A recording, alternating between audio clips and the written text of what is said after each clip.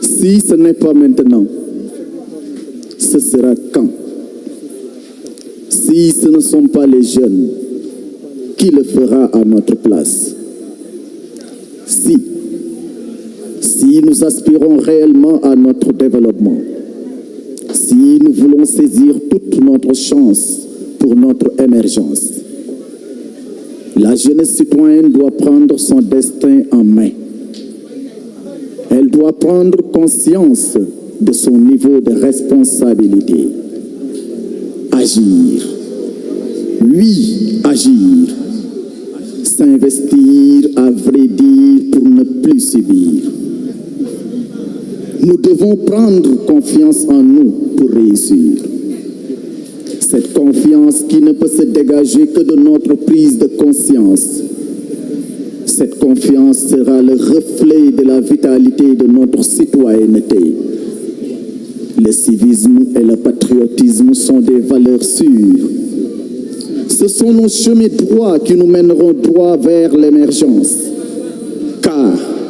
une fois acquise par le peuple, le développement sera réalité.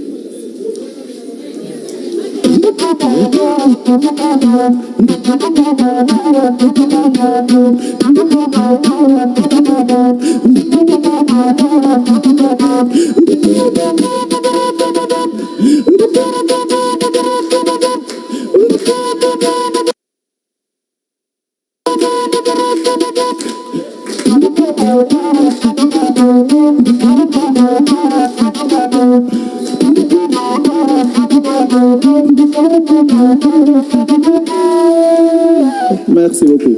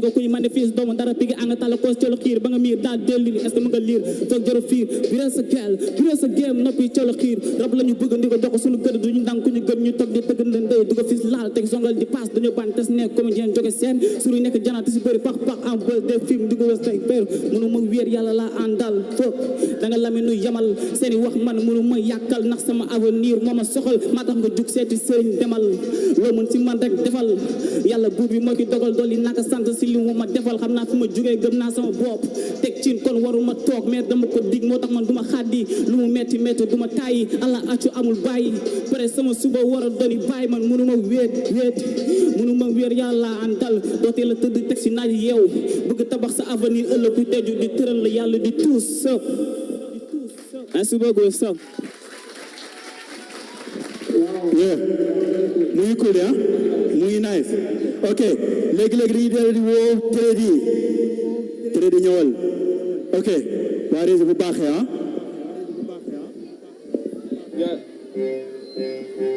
Yeah, le bug. Yo.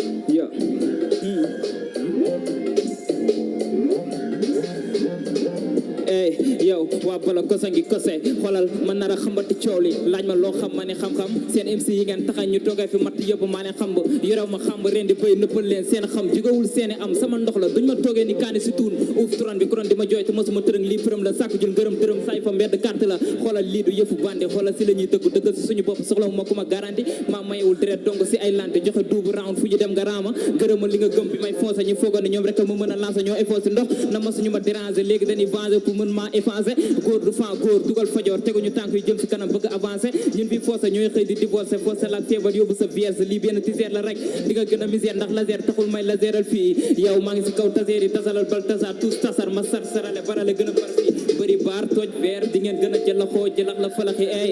ferme moi gars yi tàccu leen ko bu baax a baax Trédi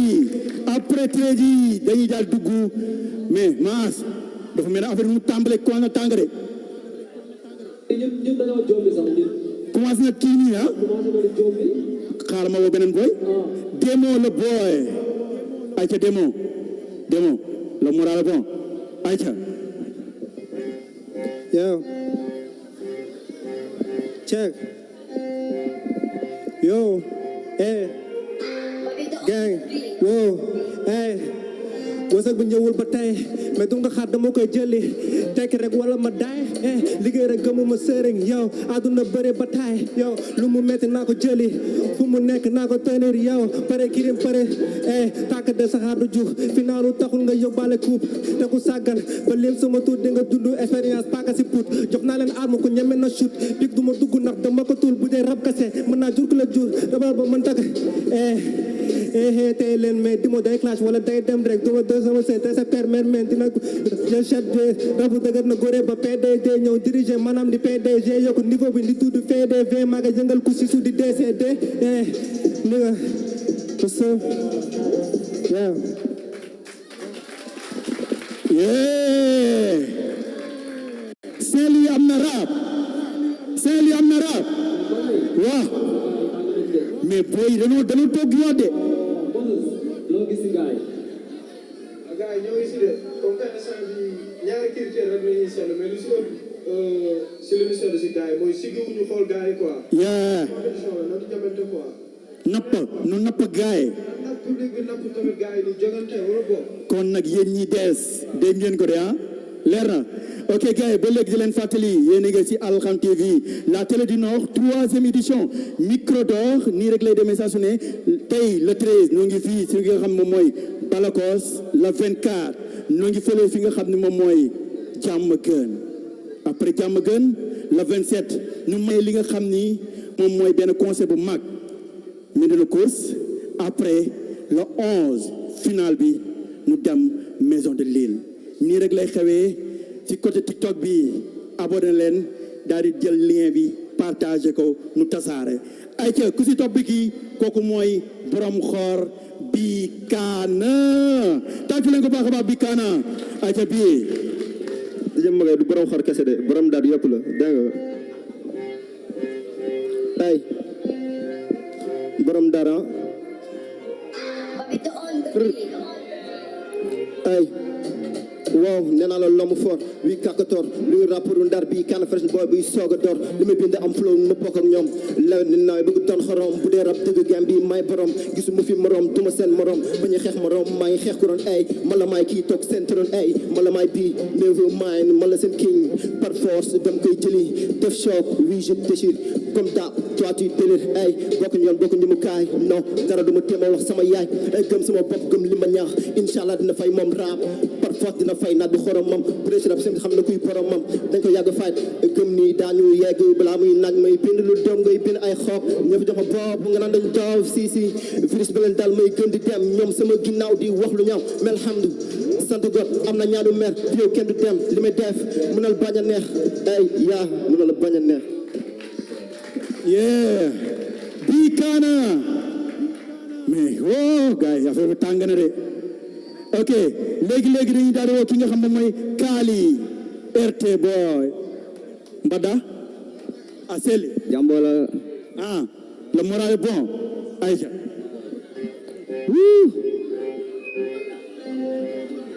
yo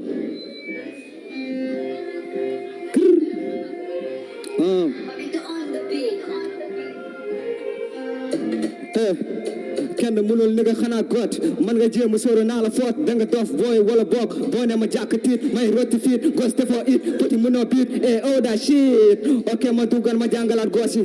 rendi di jéggi di dem tas si boucle ma ne tas sa concert ma fokk néega bul siib saw si niw si ma ne puub si odi néega yow mi bul siib ama supp néega may itti leer may tiiti leer may teg du leer ngay gis may tos si veeri may di si soo yi ak takk der su ma neexee nga ndee wala naa sama doole dama ko piedi koole na avion bi décollé ñu woote ni woyase sa oto di njalti ngi ni yo velo di nat sa oto di njalti ngi ni yo velo di nat very nat beats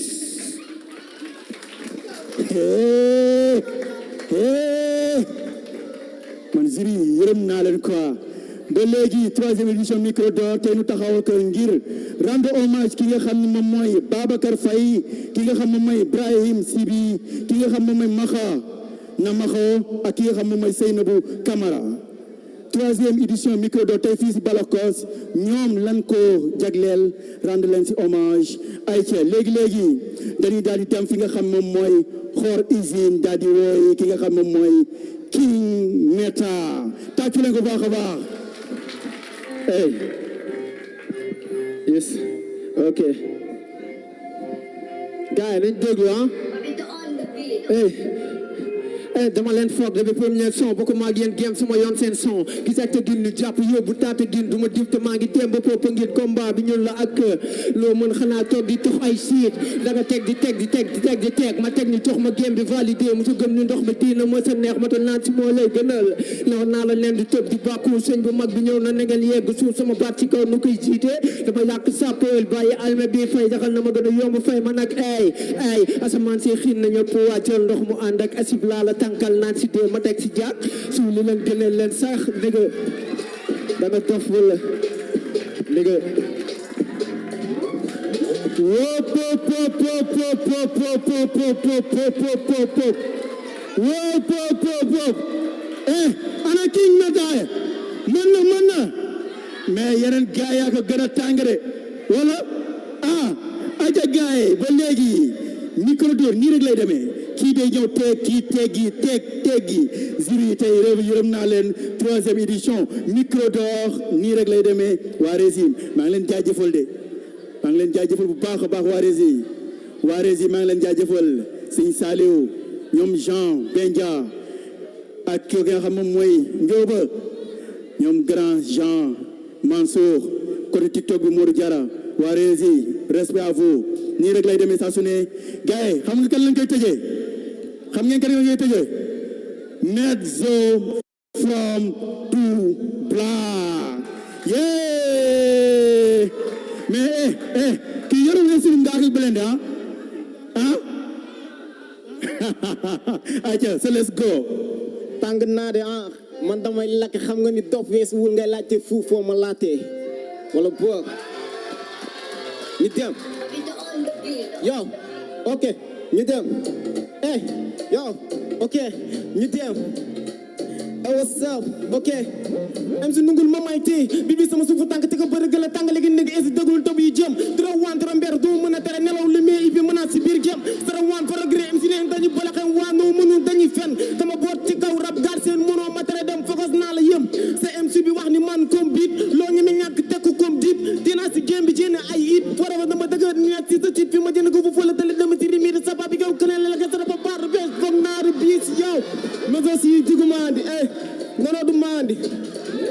waxal sa gaay seen boobu maa ngi lekk bi di meli vampire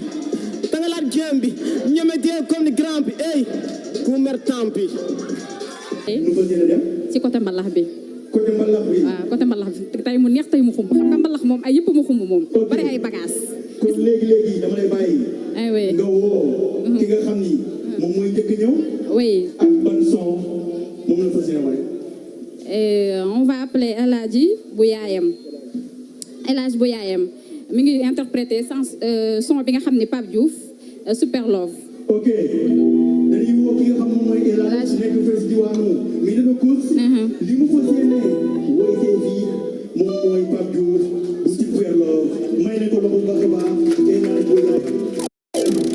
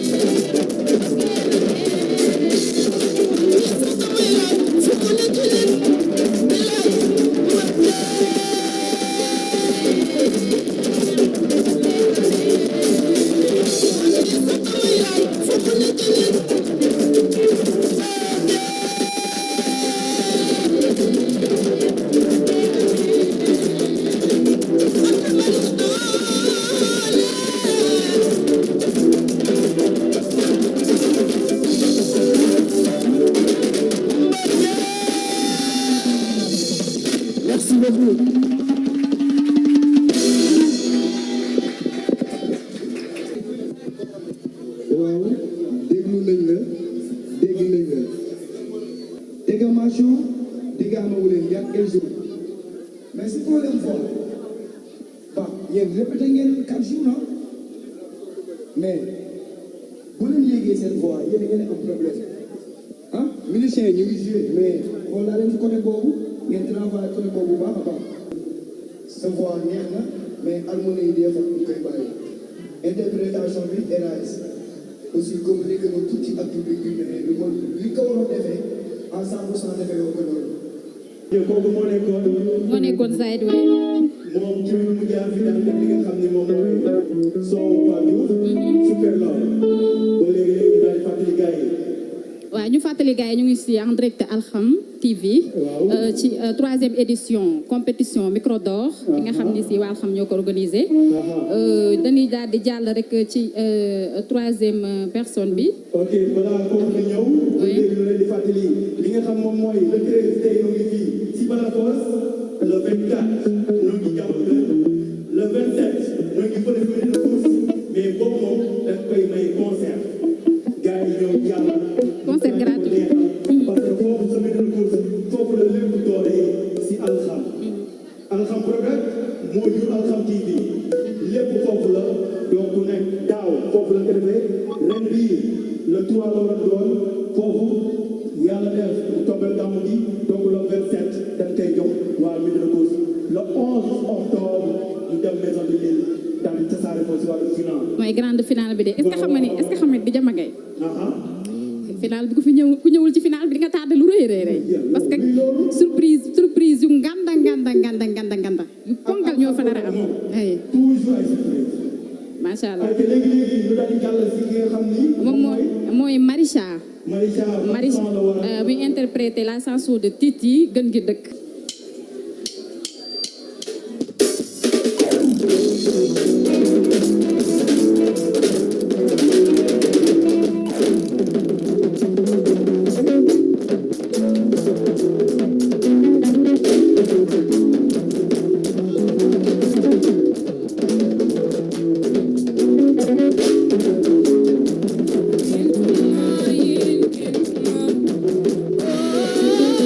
Oh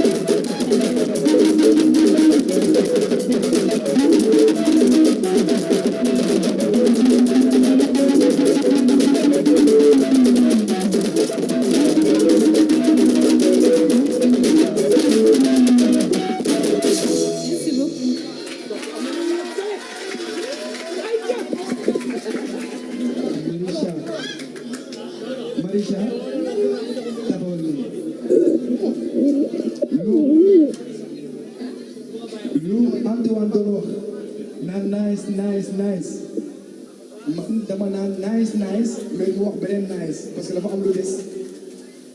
parce que sa entrée bi da nga xaw faussé tuuti mesure yow boo dugg si beneen mesure da ngay wàññi sa voix la ngay xaw a ragal après nga mu yéege voix da ngay wàññi sa voix après nga dugg nga yéege sa voix booy entamé mesure entamé ka ak technique ak sa voix mu leer ñu xam li ngay wax ah c'est aigu aussi aigu bi man dama lay comprendre aigu bi parce que way bi ngay way vraiment jàmbaar nga quoi titi dafa aigu mais assuré nga ko stable na quoi duma ni bien mais stable na macha allah ma jox Moses taxawal des na ma jox Moses mu am lu mu wax. asalaamaaleykum wa rahmatulah. waaw Maricha man moom nice bi dama siy yegg si ñetteelu nice bi quoi parce que c'est pas évident nga interpréter woyu chanteuse bu toll na Titi quoi loolu dama la siy féliciter dans un premier temps mais beneen bi juste li ma am pour wax la ko mooy nappe bi feeling bi ak flow bi ñu ngi si quoi ak caaj bi mais nappe bi dafa xaw ëpp may ñu sourire bi gars yi xam nga mooy loolu aussi côté habillement bi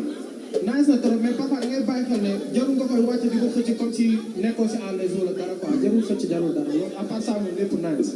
sinon gars yi produit waaye concentré wu leen waaye compétition ngeen nekk de si télé bi Alxam TV la télé du Nord le 24 ñu ngi Diamaguène le 27 ñu ngi Médina Gounass le 11 ñu ngi Maison de l'Île nii rek lay demee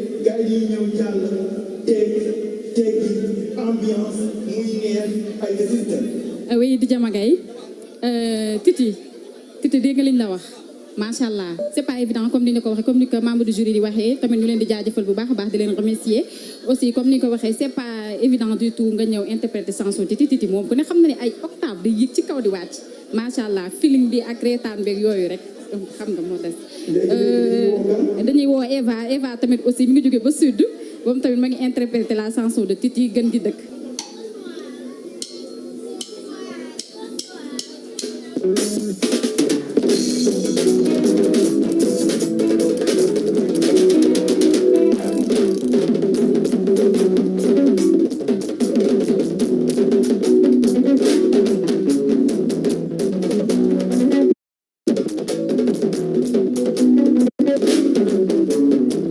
Into my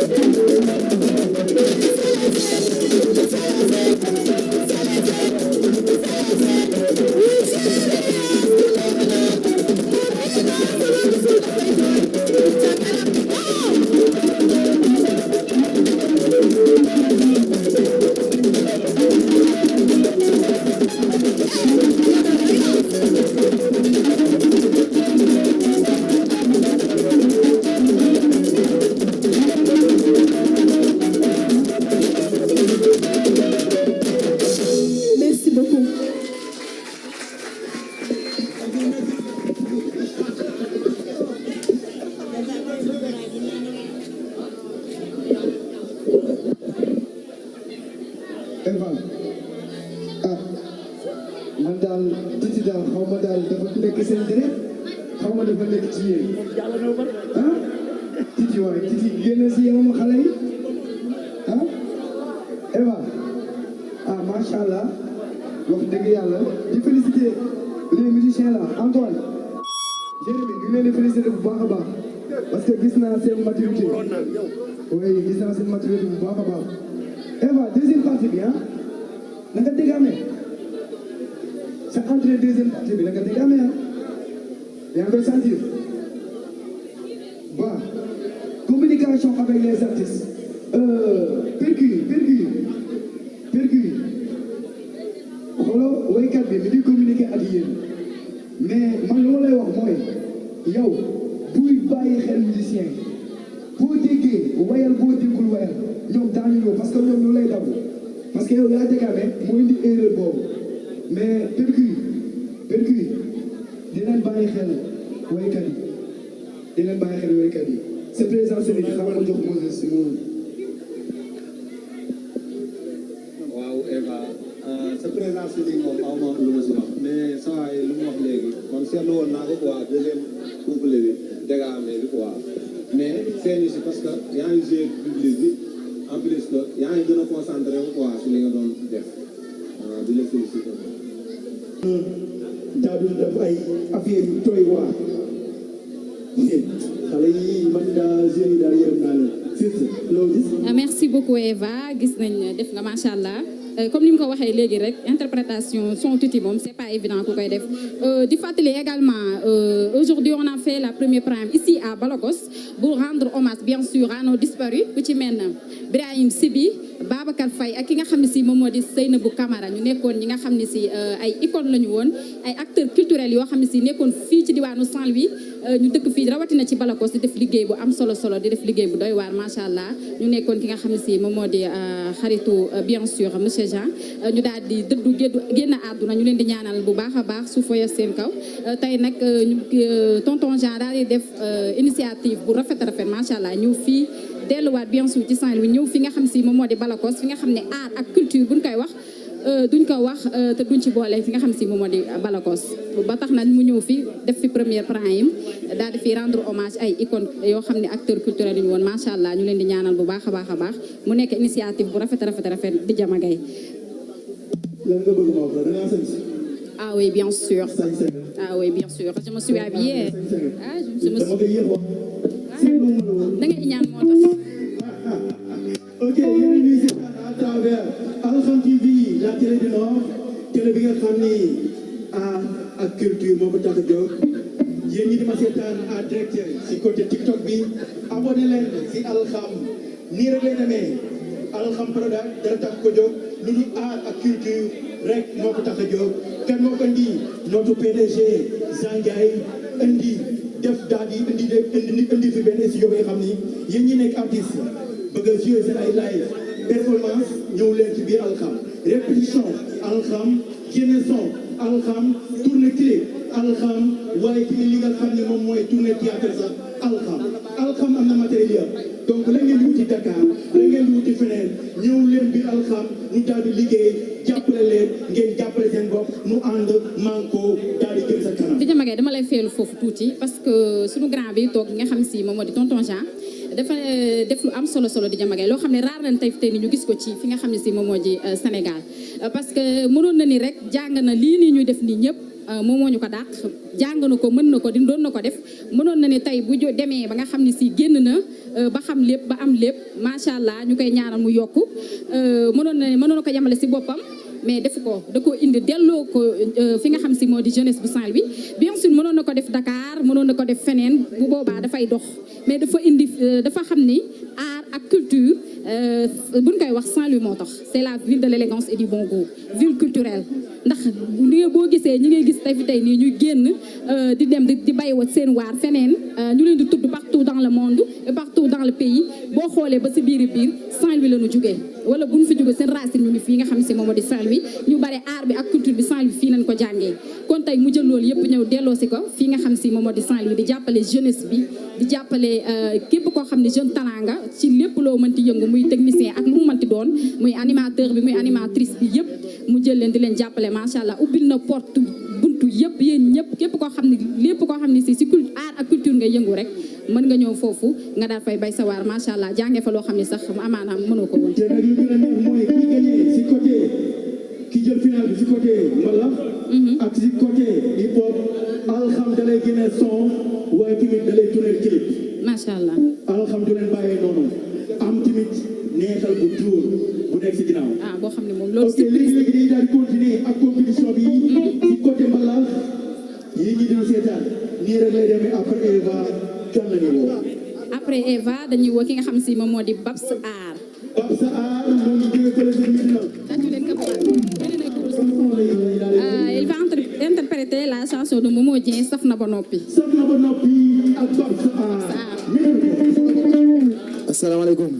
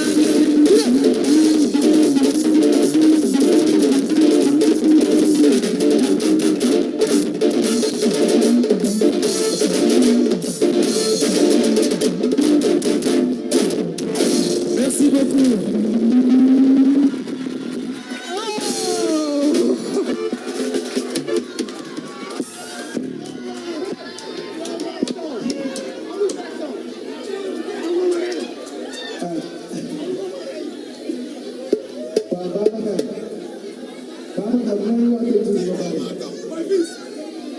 waaw mais Babacar loolu ñaare lan ah jàmm ak salaam bu bëri waay ah mais Babacar ah jaajëf waay bu moo jee moo la jox lii wala kan moo la jox lii ah macha allah ah man moom genre bu ma koy wax léegi man damaa strict man musique moom aw ma ci waaw aw ma ci kii quoi aw ma ci ay man damay lépp laay noté amul ambiance amul dara man lu ma gis loolu laay noté Babacar na nga dégaame nga ñaari yoon ci musique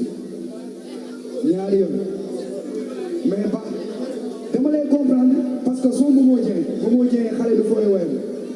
booy ñu ngi interprété Wally ñëpp mais Momo Dieng ah Jean son bi xam nga ko jox Babacar mais son bu métti la ko jox ah oui côté voix man gisuma Momo Dieng man Babacar laa gis te loolu dama la ciy félicité parce que première année alxam Jérémy daf ma ko waxoon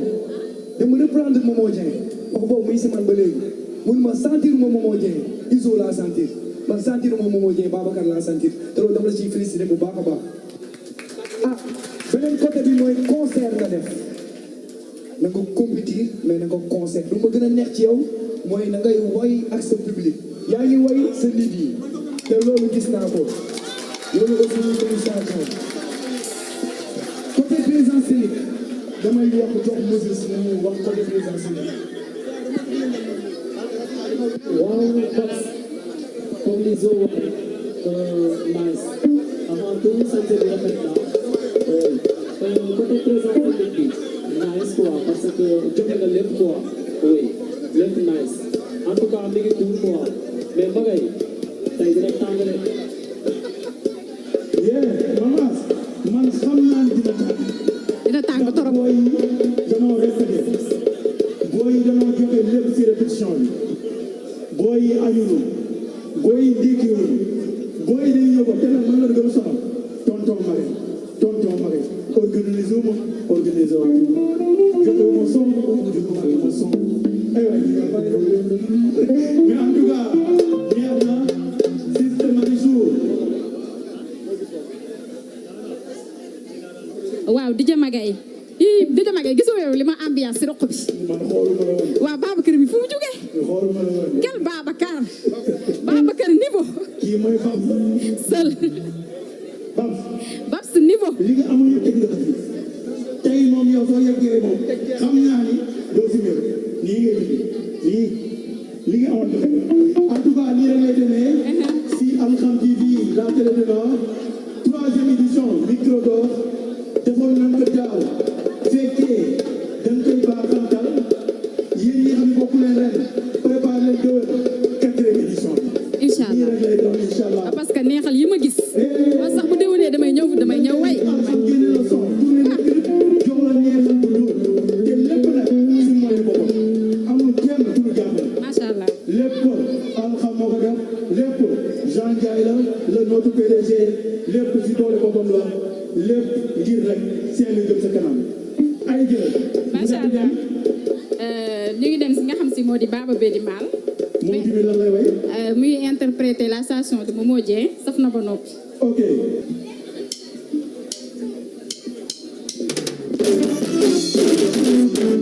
saf na ba noppi kenn du saxali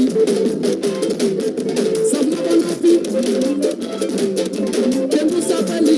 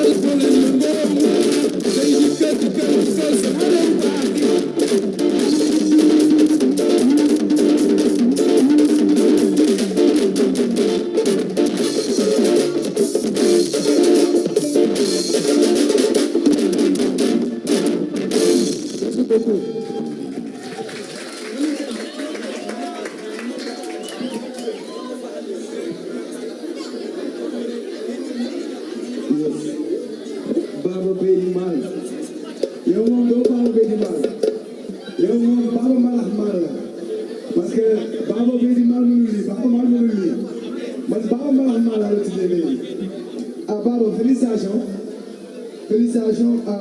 aussi public bi tàccu leen ma musiciens yi wax dëgg yàlla ay jàmbaar ngeen choriste bi tamit macha allah man moom ragal rek laa jël seen ragal aywa waaw Izo tey damay gërëm musiciens yi muy Jérémy ak Tafawa gars yi di ànd yëpp Antoine ñoom ñëpp parce que ak ñun dañuy nekk ak booy répétition à chaque jour te wallahi kenn fayu leen lu ko jar mais dañuy bàyyi seen lépp ñëw jàpp ci ñoom ñëpp ni tey bu ngeen gisee booy yegg fii dafa am pour leen jàngale dañuy ñëw répété si kër gi ñu téye leen ay minutes kon du ma def lu dul gërëm leen parce que sànq gërëmuma leen te maa ngi leen di ñaanal yàlla na yàlla gën a wéral cër yi quoi incha allah bi gëm naa leen yéen ñëpp ah Baba man lu ma lay njëkk wax mooy travail vocal léegi Jean moom ma koy wax man fi ma jaar moo metti parce que fii laa commencé li ma mën tey yàlla ak xam nga ak moom mi ma jóge fii ñu defal ma dem Dakar dem Louga jël ay compétition indi wax Ndar kon donc man du ma fu ma jaar rek foofu laay jaar liñ ma def rek li ma Jérémy def Antoine def ma ko loolu laa leen di defaat yéen côté voix bi travail waat voix bi baax a baax parce que des na lu bëri ah aussi sa texte bu ñu la joxee texte pour nga jàng ko bu baax a baax parce que dafa am retard bu baax maa ngi koy sentir sa texte dafa am retard waaw côté présence bi bëggoon naa la dal mais damay bàyyi Moses mu dal la parce que li ma lay wax moom soo la ko waxoon présence bi amaana gars yi ne Jean kii Jean dina la wax ni Izo na nga kii quoi bàyyi ma wax Moses rek ma xool moom bu mu ko waxee.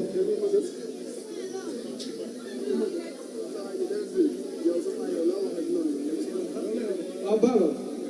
tout d'abord maa ngi lay féliciter parce que comme ni ma ko waxee sànq rek c'est pas évident yéen interprète ay chanteurs yu mel ni ay Momo Dieng ay Titi et cetera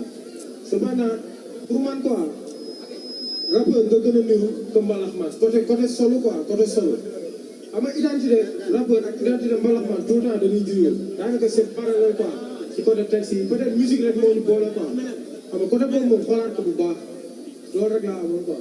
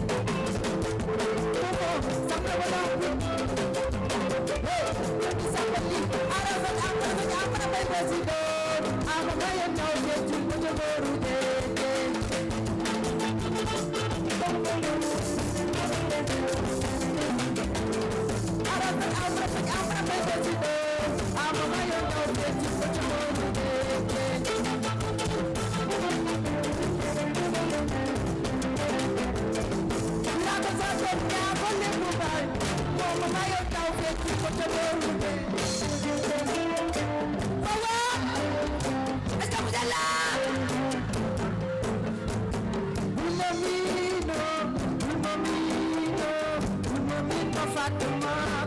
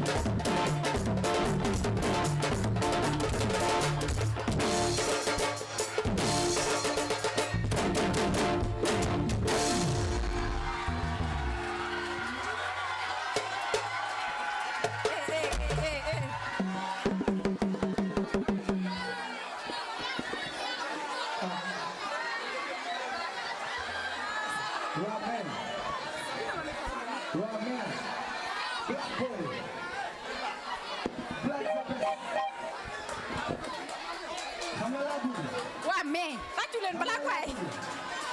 tàccu leen ma musicien yi. waaw waaw tàccu leen ma musicien yi bu baax a baax. macha allah musicien yi ay jàmbaar ngeen. Jean Black c'est mon petit frère. sama rakk la. oui sama rakk la. wallaahi. mais lu naan en cas de musique il y a pas de sentiment amoo rakk. waaw. Je crois que tu ne peux pas juger ton petit frère. Non, je sais que ce que je viens de le métier. Elle va interpréter la chanson de Aïda Samb lan la macha allah tàccu leen ko bu baax a baax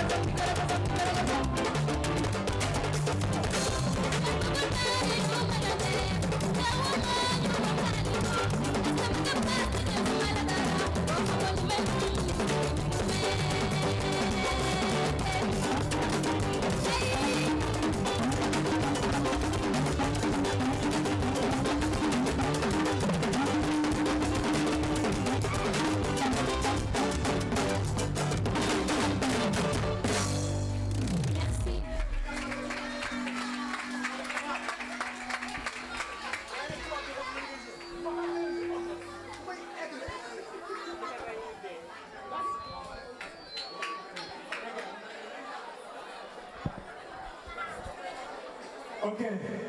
Comment on est dans le bateau? Comment on est dans le Patricia? Ok. Patricia. Man, félicitations. Félicitations. Félicitations. Artiste. Parce que voix de une fille, mélodie d'une fille, aussi, comment dirais-je, scène bi occupé de ko. Loolu ma gën a neex. Aussi, man ma gën a neex ci yow mooy déglu musicien yi. Yow yaa dirigé quoi. Wax dëgg yàlla dama naa la nice ak début nice. Du ma wax ñetti nice mais début nice. Ouais.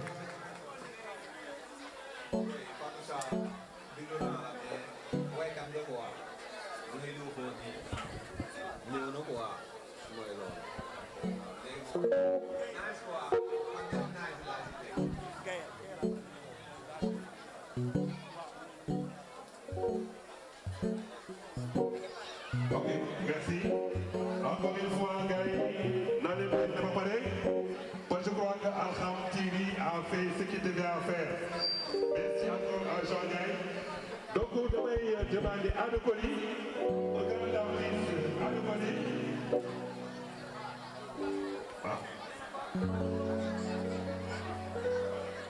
Et donc, le président Adokoli de l'Union présidente de succès, dans une participation à Dakar. Merci. Ok, c'est ça. Oui. waaw tàccu leen Fatoucha bu baax a baax. Merci Fatoucha et félicitations aussi.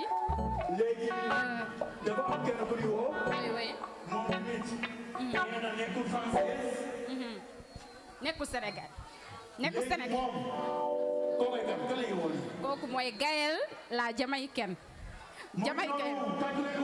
tàccu leen Gaël la Jamaïcaine macha allah. tàccu leen ko bu baax a baax. biir Alxam TV façon bu ne Alxam Koyla façon bu ne Gaël ay ko jox ko mu daal di ñëw baax ok présente-moi. Salam alaikum, je vais chanter une chanson qui s'appelle Marley, donc en hommage à Bob Marley du groupe Danakil qui est français. Il collabore avec plein d'artistes et l'artiste sénégalais avec lequel il a collaboré c'est Natijan. Voilà.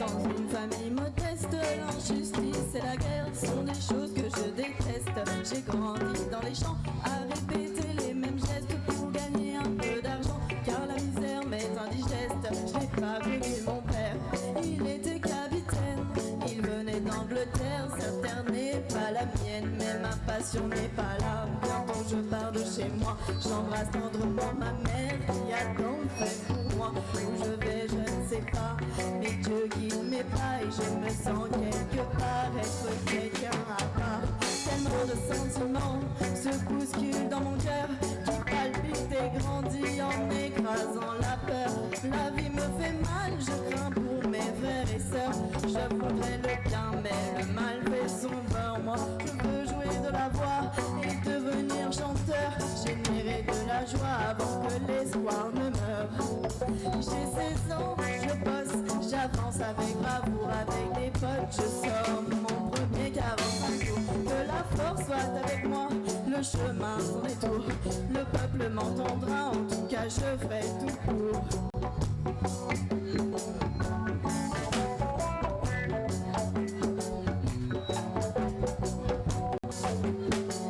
J'ai enfin trouvé mon père,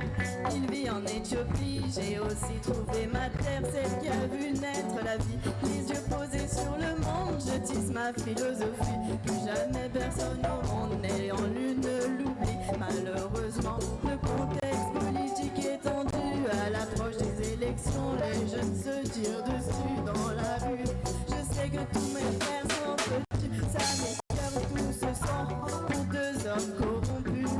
Et vient mon tour lorsque ces fous pénètrent dans ma cour en plein jour et tapent sur le gadget comme des sourds. Marley assassiné par de dingues et un fêlé. Mon sarté du ciné remet enfin sous scelle. Le concert sera maintenu et le combat continue parce que la balle n'a pas ôté l'espoir de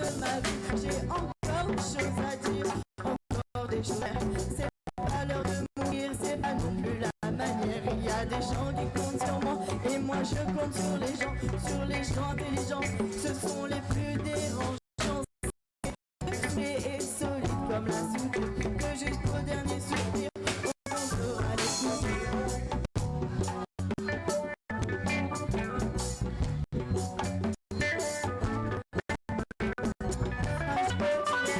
travail restera natural, mystique, mais y a des choses qu'on n'explique pas. Pourquoi moi j'ai senti le besoin de faire ça? Pourquoi cette attraction? Pourquoi j'ai pesé ce poids? Mais voilà un matin le dédain de le malin me prend surprise et m'injecte son venin montré. Je suis crevé,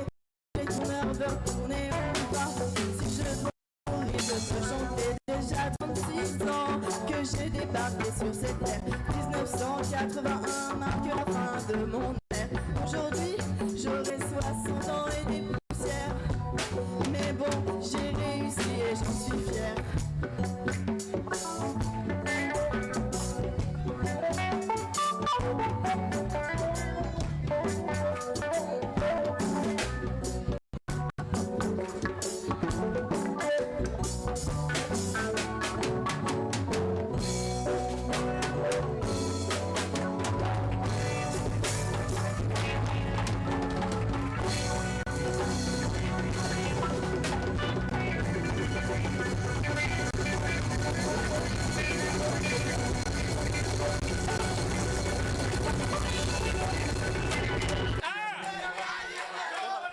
Ada Coly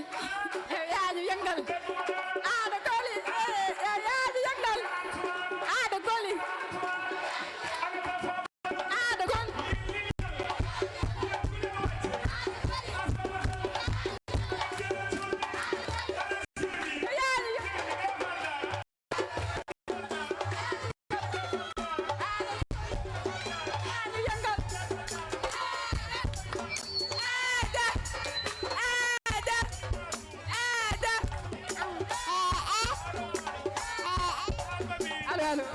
allo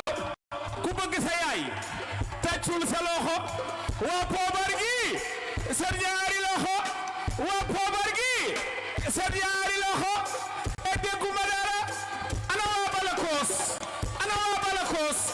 ku bëgg Serigne Babacar Sy sa ñaari loxo ku bëgg Serigne Babacar Sy sa ñaari loxo fii amul yooyu wax leen loolu ma wax leen loolu ma xool fii dégguma dara de dégguma dara ba tey ngir ma daal ana xale yi dégguma leen ana caagi wax leen loolu ma xool wax leen loolu ana waa Balakoos loxo yi daje ana waa poobar gi seen ñaari loxo waa masa xaaral problème am na ku ma may ay cadeau pour ma may ko xale yi reetaan leen ma xool reet leen ki def lii def na lu rëy waaye xanaa Jean la Jean Ndiaye moo joxe lii pour ma jox ko xale yi c'est que Jean Ndiaye dafa xam ni man xale yi may dundal moo tax mu def lii mbuuroo baa jat mbuuroo mu jëm nii masa